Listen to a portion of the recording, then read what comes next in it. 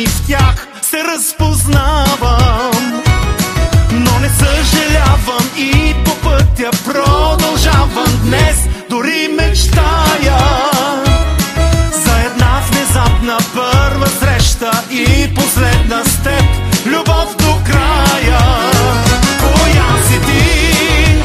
Често се питам как да те позная, за да бъде срещата ми с теб последна.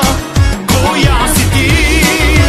Още се скитам и те търся ден след ден, а навярно ти си много, много близо, почти до мен. Почти до мен.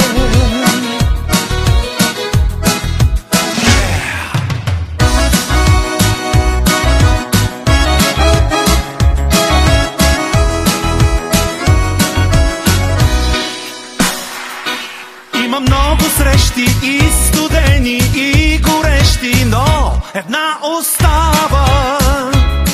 Искам да я срещна най-внезапно в моята есен и да я позная.